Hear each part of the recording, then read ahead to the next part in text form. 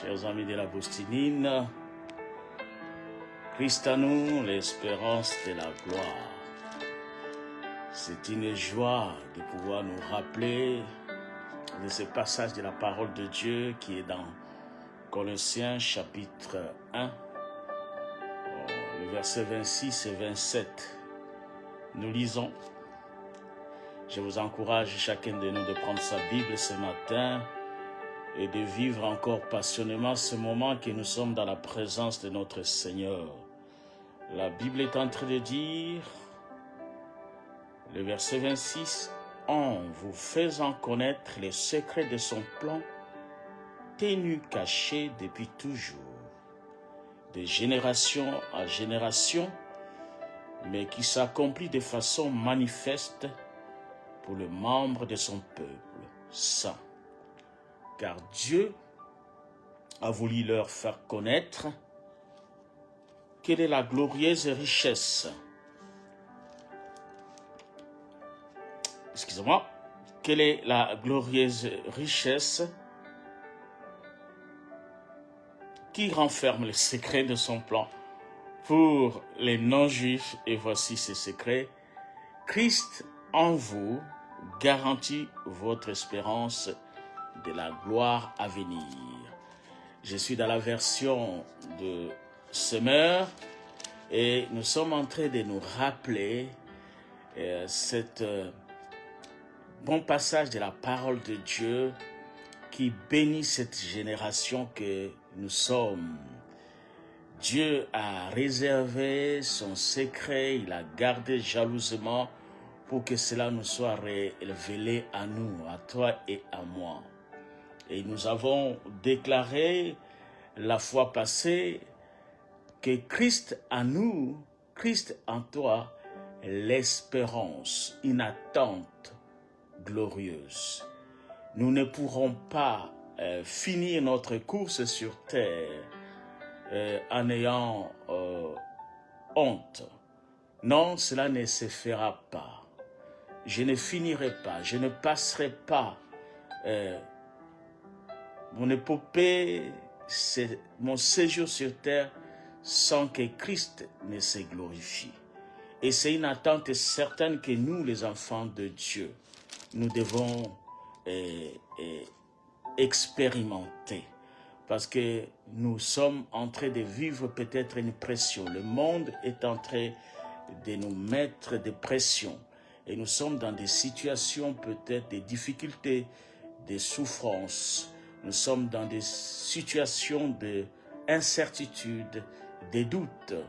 Il est important que nous nous rappelions qu'en nous, nous avons Christ. En nous, nous avons celui qui a vaincu le monde. Et il nous a dit de prendre courage de continuer. Je vous ai rappelé la fois passée, bien-aimés dans le Seigneur, que David, lui qui était serviteur, il dira cette parole qui doit être aujourd'hui être méditée par chacun de nous pour dire que lui, David, était jeune. Il a vécu, il a parcouru, il a fait sa course. Jusqu'à arriver à sa vieillesse, il n'avait jamais vu un juste oublié, abandonné et manqué de pain. Donc il est donc impossible, nous qui sommes enfants de Dieu, qui avons reçu Jésus-Christ comme Seigneur Sauveur, nous l'avons vu dans Galates 2:20, il dit que nous avons été crucifiés avec Christ. Nous sommes morts avec lui sur la croix. Nous avons été ensevelis avec lui et ressuscités avec lui. Donc aujourd'hui, si nous vivons, ce n'est plus nous qui vivons, c'est Christ qui vit en nous. Oh, gloire à Dieu, quelle bonne nouvelle pour nous, pour démarrer cette journée. Bien-aimés de la Boustinine, bonjour, quelle joie de savoir que nous sommes bénis ce matin, nous sommes bénis de commencer cette journée sur de bonnes bases, la parole de Dieu, qui nous rappelle tout simplement que aujourd'hui, quelles que soient les difficultés, quelles que soient les situations, nous avons en nous celui qui est plus fort que celui qui est dans le monde. Nous avons en nous celui qui a tout garanti. Il nous a il nous a préparé donc un avenir radieux, un avenir de joie, de paix, pas un projet de malheur, de souffrance, tout. Et c'est sur cette base de la parole de Dieu que nous devons fonder notre foi et que nous devons espérer que ou attendre ce que nous avons entendu dans sa parole, ce qu'il a dit, s'accomplira certainement. Alléluia. Nous nous sommes donc rappelés que si lui, il demeure en nous, Christ demeure en nous, en tant que ses enfants, sa parole abonde en nous, et que nous avons pris la décision d'obéir, de mettre en pratique sa parole. Il y a un grand boulevard. Les églises des cieux sont ouvertes. Quoi que ce soit que nous demandons, notre Père ne nous refusera pas. Parce qu'il est à nous. Pour cela, pour marquer que nous lui appartenons. Nous sommes à lui, nous sommes en lui personnellement. Et il s'occupe de nous personnellement. Nous avons pris cet exemple de dire que nous sommes le temple du Saint-Esprit. Nous sommes sa maison. Et donc lui-même prend soin de nous. Que ce soit l'entretien, que ce soit la décoration, que ce soit ce que la maison va manger. Et tout ce que nous avons, le facture et tout ça. Alors pourquoi pensons-nous que nous pouvons nous-mêmes prendre soin de nous si nous appartenons à lui? Nous sommes son épouse. Alléluia. Réjouissons-nous ensemble, bien-aimés de l'Augustine. Christ est en toi. Christ est en nous. Christ est notre Seigneur. Christ est notre Maître. Christ est notre Roi. Il est l'époux. Il est celui qui n'échouera jamais. Les circonstances que nous traversons, bonnes ou mauvaises, ne les surprend même pas. Il est au courant de tout. Il a la solution. Cette solution est consignée dans sa parole. Et donc, aujourd'hui, il est à nous. La parole est à nous. La parole qui a créé les cieux et la terre est à nous. Nous devons maintenant, activement, continuer à vivre conformément à cette parole. Parce que nous devons être conscients qu'il est à nous. S'il est à nous, alors les choses doivent changer. Je voulais, mes bien-aimés de l'Augustine, nous voulons vivre l'implication de cette bonne nouvelle, de ces paroles. Qu'est-ce que cela a comme conséquence dans notre vie de tous les jours? Voyez-vous, c'est bien de dire des choses, c'est bien de déclarer des choses, mais nous devons comprendre quelles sont les implications de ces paroles que nous déclarons, nous évoquons dans notre vie. N'est-ce pas? Que toi et moi, nous voudrions savoir qu'est-ce que la présence de Christ dans notre vie peut faire. Qu'est-ce que cela implique aujourd'hui, dans cette journée, à ce début du mois de décembre. Alléluia! Sa présence permanente en nous a tout changé. Et nous devons le réaliser chaque jour, l'expérimenter chaque jour. Ainsi, voyez-vous, nous allons lire un peu un passage de la parole de Dieu qui nous rappelle ces choses-là. Romains chapitre 8. Prenons notre Bible. Romains chapitre 8. Et nous allons aller au verset 10 et 11. Alléluia. Dieu est bon. Il est tellement merveilleux pour nous. La Bible est en train de dire, et si Christ est en vous, ou habite en vous, le corps, il est vrai, est mort à cause du péché. Alléluia. Si Christ habite en vous, c'est vrai, le corps est mort à cause de quoi? À cause du péché. Alléluia. Le péché a toujours agi. Le péché opérera toujours dans notre chair. Ce qui est sûr. Mais l'homme intérieur, nous allons voir, à cause du péché, mais l'esprit vit à cause de sa justice. Souvenons-nous, nous disons dans Romains 8, verset 33. Qui nous accusera? Parce que Dieu, c'est lui qui justifie. Le fait qu'il s'est identifié à nous. Le fait qu'il soit crucifié à cause de nos péchés. À cause qu'il soit, le fait qu'il soit mort à cause de nos péchés. Enseveli encore à cause de nos péchés. Et ressuscité pour notre salut. Alléluia. Et donc, notre esprit ne souffrira plus dès que les péchés, les conséquences des péchés essaient d'imposer à notre chair. Mais voici une bonne nouvelle. Même notre chair est en attente à une espérance victorieuse. Il dit, et si l'esprit de celui qui ressuscite Jésus d'entre les morts habite en vous. L'esprit de celui qui a ressuscité Christ d'entre les morts, le Saint-Esprit, habite en nous, dans notre être intérieur, dans notre esprit. Donc, celui qui a ressuscité Christ d'entre les morts rendra aussi la vie à vos corps mortels par son esprit qui habite en vous. C'est répété 2 fois. L'esprit de celui qui a ressuscité Christ d'entre les morts habite en nous. Ce même esprit donnera force, courage, guérison, délivrance en notre corps, le corps mortel aujourd'hui, par le même esprit qui a ressuscité Christ d'entre les morts. Et, bien-aimés de la Boustinine, une très bonne nouvelle.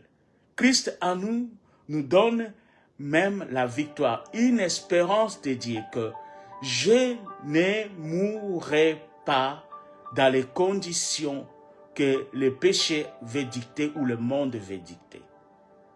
Le terme mourir, pour moi, ne sera plus avec la même connotation parce que j'appartiens à Christ, il habite en moi. Je dormirai et je retournerai à la maison. Je déménagerai. J'ai l'espérance que ce corps qui est mortel, tant que je vivrai, je suis encore dans ma course sur terre, l'Esprit de Dieu, le Saint-Esprit qui habite en moi, s'occupera de ma guérison. Donc Dieu met son veto contre les destructeurs, contre celui qui veut imposer la mort dans ma chair, dans mon corps. Celui qui veut me mettre en difficulté. L'espérance glorieuse, nous le savons parce que Christ a déjà vaincu sur la croix de Golgotha. Colossiens chapitre 2, verset 15. Qu'est-ce que nous disons? Lui, Christ, a dépouillé les dominations, les puissances, les autorités. Il les a livrées publiquement en spectacle. En faisant quoi? En triomphant d'eux sur la croix de Golgotha. Alléluia!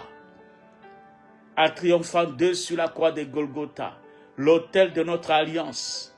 Cet autel qui nous donne la victoire à cause ou grâce à la qualité des sacrifices que Dieu a donné. Jésus-Christ a payé son sang.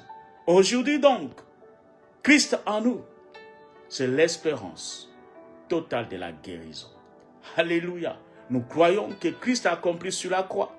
Nous nous attendons à être parfaitement héritiers de ce que Christ a accompli.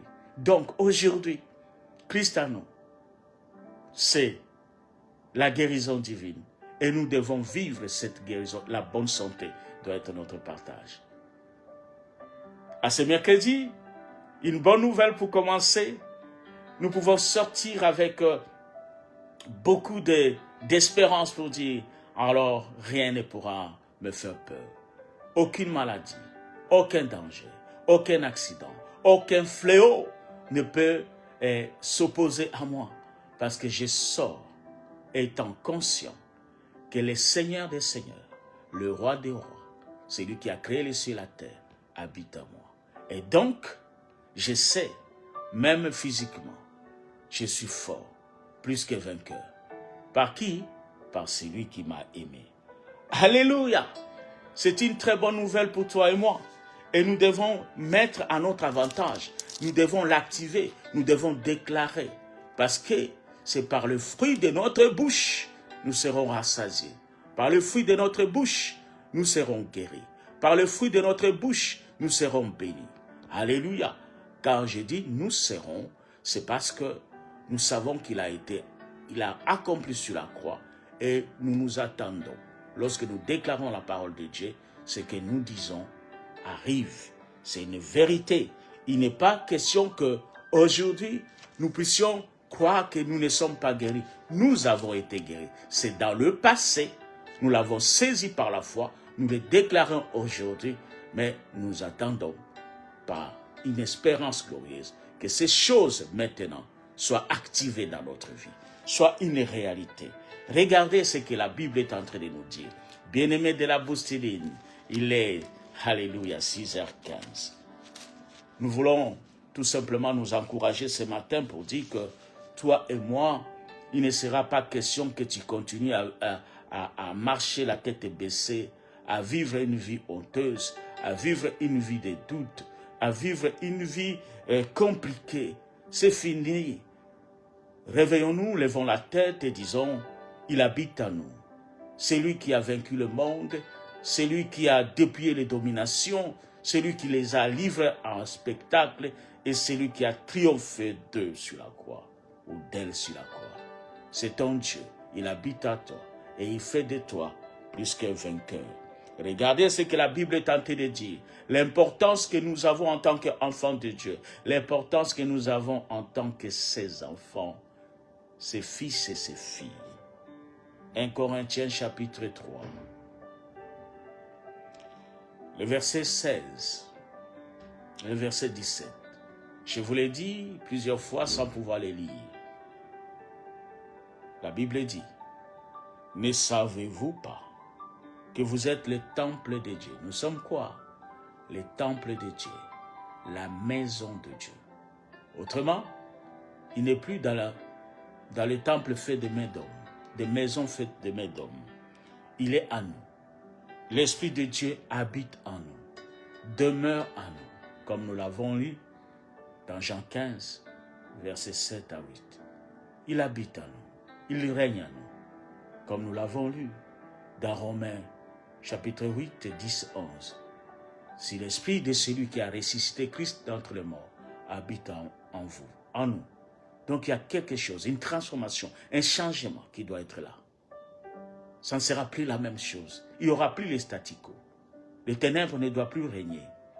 Les mensonges ne doivent plus régner. Pourquoi? Parce qu'il y a une autorité qui est plus que la puissance du monde. Règne. Accomplit parfaitement la volonté de Dieu.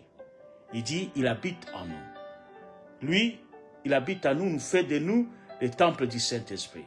Donc, c'est-à-dire, il est dans notre esprit et notre corps, notre chair est entré, donc, une maison est une enveloppe où réside notre Dieu, la puissance. Et voici ce qu'il dit. Si quelqu'un détruit le temple de Dieu, Dieu le détruira, car le temple de Dieu est saint et c'est ce que nous sommes. Alléluia. C'est Paul qui dit, qui a reçu la révélation du mystère qui nous appartient et qui nous révèle à nous aujourd'hui, qui dit, nous sommes le temple du Saint-Esprit. Et Dieu est le gardien de son temple. Il ne permettra pas à aucun moment que tu sois détruit. Donc, un veto contre les destructeurs, un veto contre les voleurs, un veto contre l'assassin, celui qui rôde, qui veut te voler, t'assassiner, te détruire. D'où qu'il vienne, il sera confronté à la présence de Dieu Tout-Puissant. C'est lui qui a fait de toi son temple. Nous voyons donc l'implication de ce que Christ habite en nous. C'est qu'il nous protège, il nous garde. La sécurité nous est assurée. Bien-aimés de la Boustine, quelle joie de savoir ces paroles.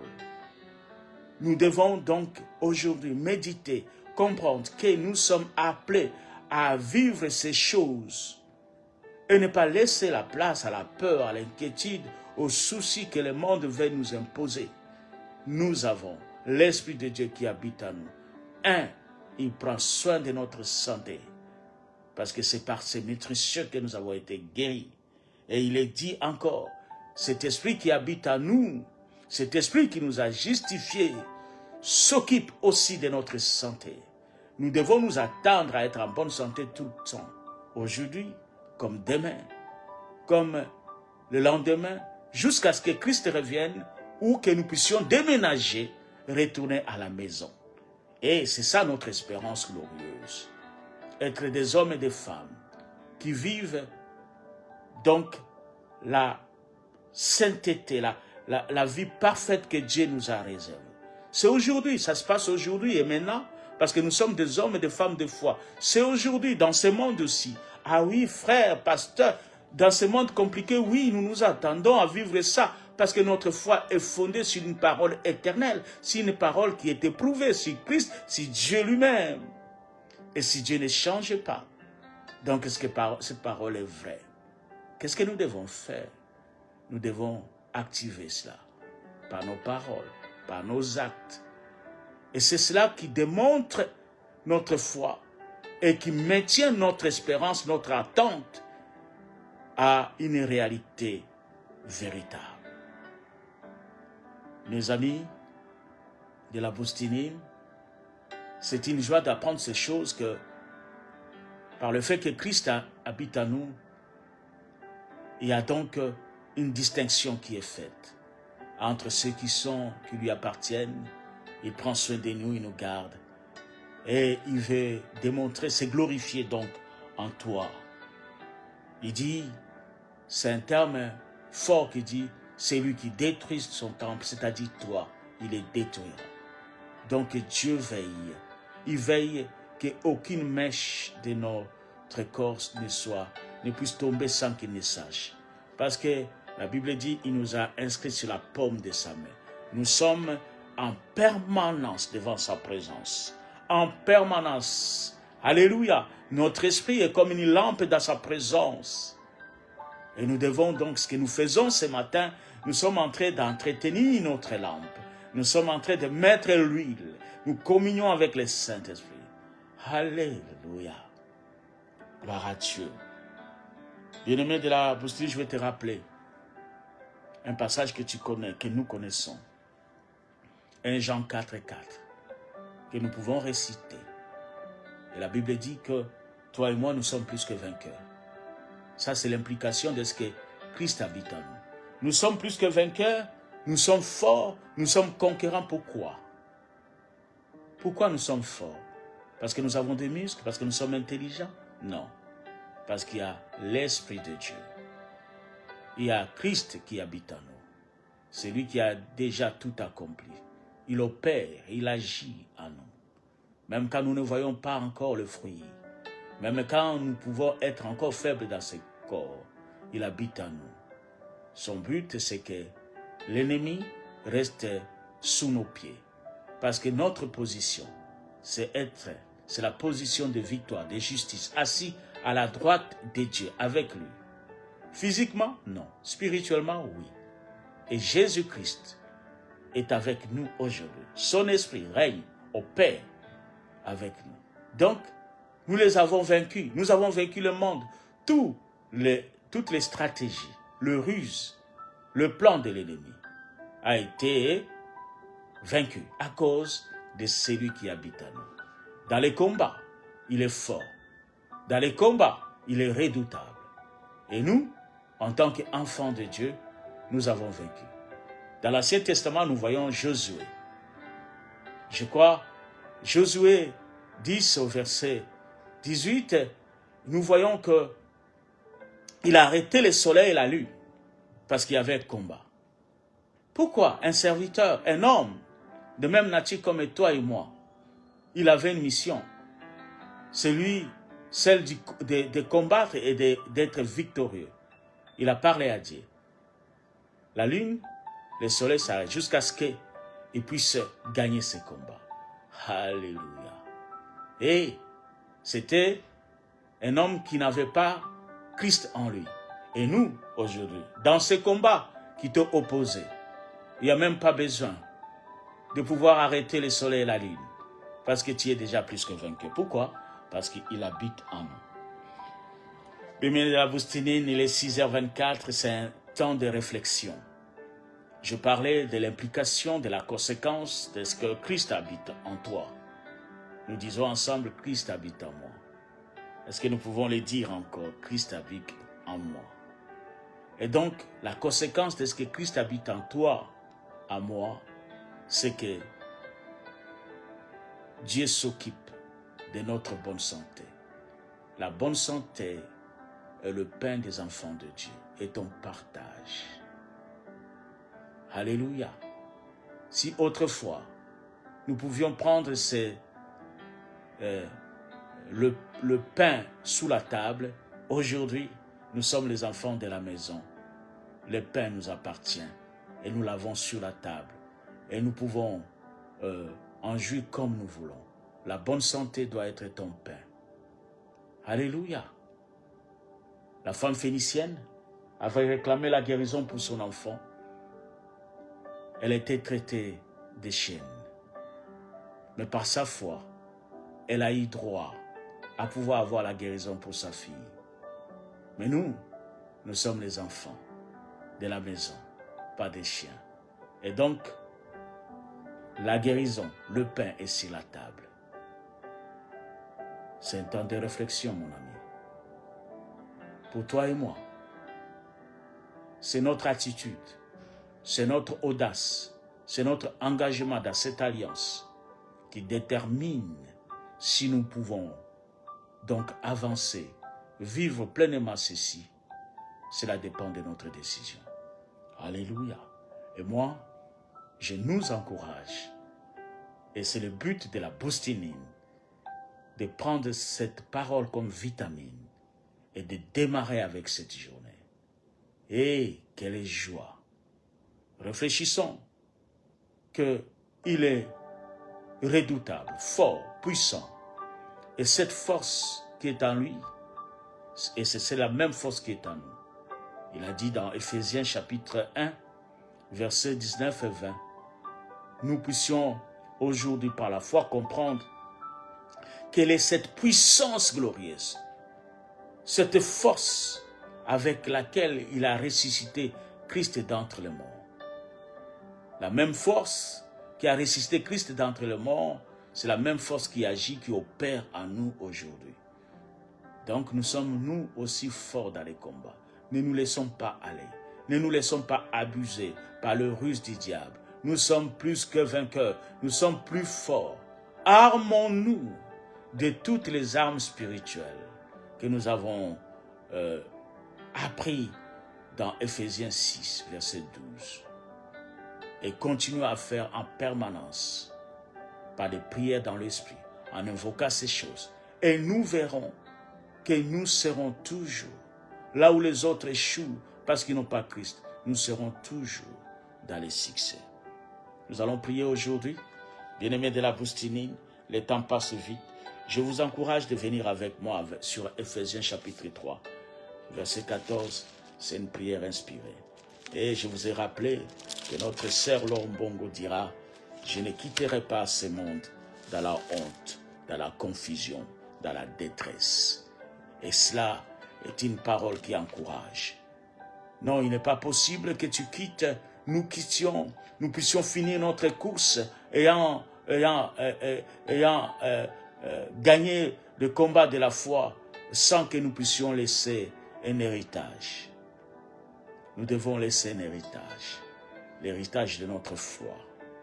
Alléluia. Cela dépend de ce que nous voulons aujourd'hui. Éphésiens chapitre 3, verset 14, je nous encourage à prier cette prière inspirée. La Bible est en train de dire, nous pouvons la personnaliser cette prière, et ça sera la fin de notre tranche de ce matin. À cause de cela, donc Paul dit, je fléchis les genoux devant le Père, de qui toute famille dans les cieux et sur la terre tire son nom, afin qu'il nous donne, je suis en train de personnaliser là, selon la richesse de sa gloire, d'être puissamment fortifié par son esprit dans l'homme intérieur, dans notre homme intérieur, ou dans notre esprit, en sorte que Christ habite, alléluia, Christ règne, Christ demeure dans nos cœurs par la foi, étant enraciné et fondé dans l'amour, que nous puissions comprendre avec tous les saints quelle est la largeur, la longueur, la profondeur et la hauteur, et connaître l'amour de Christ qui surpasse toute connaissance, en sorte que nous soyons remplis jusqu'à la plénitude de Dieu. Débordés, remplis jusqu'à la plénitude de Dieu.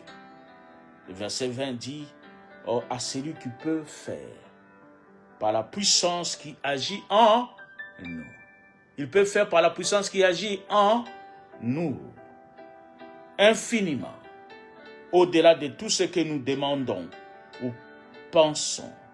À lui soit la gloire, dans l'Église et en Jésus-Christ, dans toutes les générations, au siècle des siècles. Amen. Et, bien-aimés de la Boustinine, nous nous arrêtons ici. Je vous encourage de continuer un peu à prier. Nous avons les obligations personnelles et professionnelles. Et si vous pensez que vous avez le temps, encore quelques moments, à continuer dans cette onction de prière, je vous encourage à ce que nous puissions personnaliser ces passages. La prière inspirée de Paul qui est d'actualité, qui est encore aujourd'hui la prière du moment. Faisons-les. Parce que nous voulons que Christ règne en nous. Et que sa plénitude, que nous soyons remplis, débordés de lui. Et sous son onction, sa conduite, nous puissions opérer dans cette journée. Je suis en train de prier. Père, dans le nom de Jésus, cette journée commence sur de bonnes bases. Et nous serons toujours en train d'exceller dans tous les domaines de nos vies. Il ne sera pas question que nous puissions échouer. Il ne sera pas question que nous puissions traverser cette journée sans laisser des signes.